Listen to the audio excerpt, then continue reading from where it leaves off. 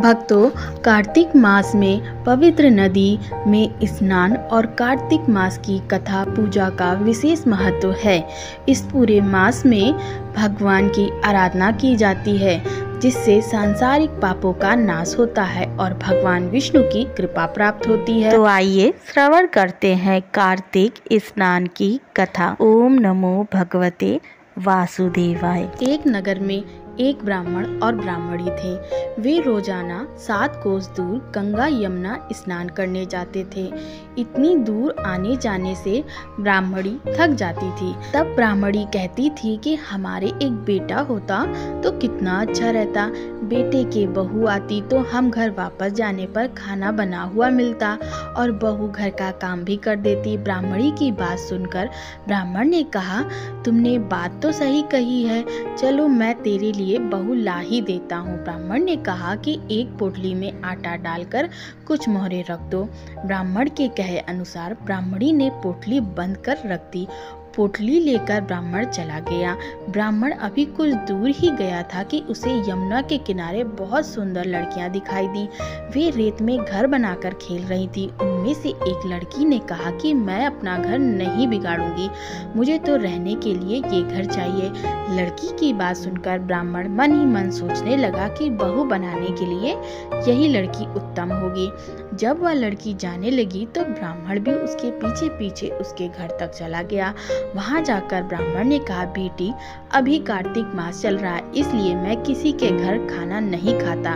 मैं आटा लेकर आया हूँ, तुम अपनी माँ से पूछो कि क्या वह मेरे लिए आटा छानकर 4 रोटी बना देगी। यदि वह मेरा आटा छानकर रोटी बनाएगी तो ही मैं रोटी खाऊंगा। लड़की ने जाकर अपनी माँ से सभी बात कही। माँ ने कहा, ठीक है, जाकर बाबा से कह दो कि वह अपना आटा दे दे, मैं रोटी बना दूंगी। जब वह आटा छानने लगी तो आटे में से मोहरें निकली। वह सोचने लगी कि जिस के आटे में इतनी मोहरें हैं, उसके घर में कितनी मोहरें होंगी। जब ब्राह्मण खाना खाने बैठा तो लड़की की माँ ने कहा, बाबा आप अपने लड़के की सगाई करने जा रहे हो। तब ब्राह्मण ने कहा कि मेरा बेटा तो काशी में पढ़ने गया हुआ है, लेकिन यदि तुम कहो तो खांड कटोरे से विवाह करके तेरी बेटी को अपने साथ ले जाऊं। लड़की की माँ ने कहा, ठीक है बाबा, और खांड कटोरे से शादी करके ब्राह्मण के साथ भेज दिया। ब्राह्मण ने घर आकर कहा, रामू की माँ दरवाजा खोल के देख, मैं तेरे लिए बहू लेकर आया हूँ। ब्राह्मणी बोली, दुनिया ताने मारती थी, अब आप भी मारने लगे। हमारे तो 7 जन्म तक कोई बेटा बेटी नहीं है और बहू कहाँ से आएगी। ब्राह्मण ने कहा कि तुम दरवाजा तो खोल कर देखो। जब ब्राह्मणी ने दरवाजा खोला तो सामने बहू को खड़ा देखा। उसने बहू का स्वागत किया, आदर सत्कार से अंदर ले गई। अब ब्राह्मण और ब्राह्मणी स्नान करने जाते तो बहू घर का सारा काम करके खाना बनाकर रखती। वह उनके कपड़े धोती, रात को पैर दबाती। इस तरह काफी समय बीत गया। ब्राह्मणी ने अपनी बहू से कहा, बहू कभी भी चूल्हे की आग मत बुझने देना और मटके का पानी खत्म मत होने देना। एक दिन चूल्हे की आग बुझ गई।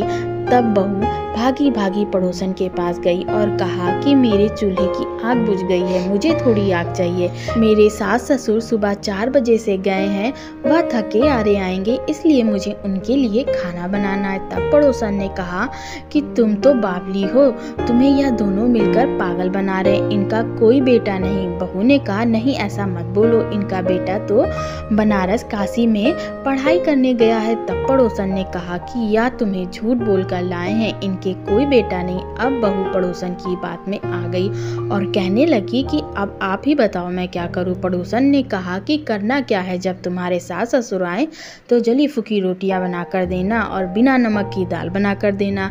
खीर की कड़छी दाल में और दाल की कड़छी खीर में डाल देना। वह पड़ोसन की सारी सीख लेकर घर आई। जब उसके सास ससुर घर आए तो उसने ना तो उनका आदर सत्कार किया, ना ही उनके कपड़े धोए। जब उसने सास ससुर को खाना दिया तो सास बोली, बहू आज यह रोटियां जली फूकी क्यों हैं और दाल भी अलूनी है। तब बहू ने पलट कर जवाब दिया कि एक दिन ऐसा खाना खा लोगे तो कुछ बिगड़ नहीं जाएगा। सास ससुर को खरी खोटी सुनाकर वह फिर से पड़ोसन के पास गई और बोली कि अब आगे क्या करना है। पड़ोसन ने कहा, अब तुम 7 कोठों की चाबी मांग लेना। अगले दिन जब भी स्नान करने के लिए जाने लगे तो बहू अड़ गई कि मुझे तो 7 कोठों की चाबी चाहिए। तब ससुर ने कहा कि इसे चाबी दे दो, आज नहीं तो कल इसे ही देनी है। तब सास ने बहू को चाबी दे दी। सास ससुर के जाने के बाद जब बहू ने दरवाजा खोला तो देखा किसी में अन्न भरा है, किसी में धन भरा है, किसी कोठे में बर्तन पड़े हैं। तब उसने सबसे ऊपर का 7वां कोठा खोला तो देखा कि शिव जी, पार्वती माता, गणेश जी, लक्ष्मी माता, पीपल पटवारी, कार्तिक के ठाकुर, राई दामोदर, तुलसा जी का बिड़वा, गंगा यमुना व 33 कोटि देवी देवता विराजमान है। वहीं पर एक लड़का चंदन की चौकी पर बैठा माला जप रहा है। यह सब देखकर उसने लड़के से पूछा कि तुम कौन हो। तब लड़का बोला कि मैं तुम्हारा पति हूँ, अभी दरवाजा बंद कर दो, जब मेरे माता पिता आएंगे तब दरवाजा खोलना। यह सब देखकर बहू बहुत खुश हुई और 16 श्रृंगार कर सुंदर वस्त्र पहनकर अपने सास ससुर का इंतजार करने लगी। उसने अपने सास ससुर के लिए अच्छे अच्छे पकवान बनाए। जब उसके सास ससुर घर पर आए तो उसने उनका आदर सत्कार किया और प्रेम पूर्वक खाना खिलाया। पैर दबाने लगी। पैर दबाते दबाते बहू ने कहा कि माँ, आप इतनी दूर गंगा यमुना स्नान करने के लिए जाती हो, आप थक जाती होगी, इसलिए आप घर पर ही स्नान क्यों नहीं करती हो। यह सुन सास कहने लगी, बेटी, गंगा यमुना घर पर तो नहीं बहती। तब उसने कहा, हाँ माँ जी, बहती हैं, चलो मैं आपको दिखाती हूँ। जब बहू ने 7वां कोठा खोल कर दिखाया तो उसमें शिव जी, पार्वती जी, गणेश जी, लक्ष्मी जी, पीपल पटवारी, कार्तिक के ठाकुर, राई दामोदर, तुलसा जी का बिड़वा, गंगा यमुना बह रही हैं और 33 कोटि देवी देवता विराजमान है। वहीं चौकी पर बैठा एक लड़का माला जप रहा है। माँ ने कहा, बेटा तू कौन है। लड़का बोला, माँ, मैं तेरा बेटा हूँ। तब ब्राह्मणी ने पूछा कि तुम कहाँ से आए हो। लड़के ने जवाब दिया, मुझे कार्तिक देवता ने भेजा है। बुढ़िया ने कहा, बेटा, यह दुनिया कैसे मानेगी कि तुम ही मेरा बेटा हो।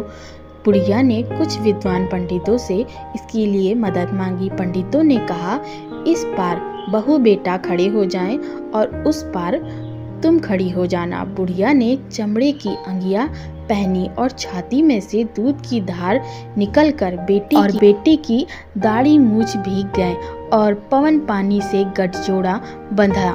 तब माने कि यह बुढ़िया का ही बेटा है। उसने ऐसा ही किया। चमड़े की अंगिया फट गई और छाती में से दूध की धार निकलकर बेटे की दाढ़ी मूछ भीग गई।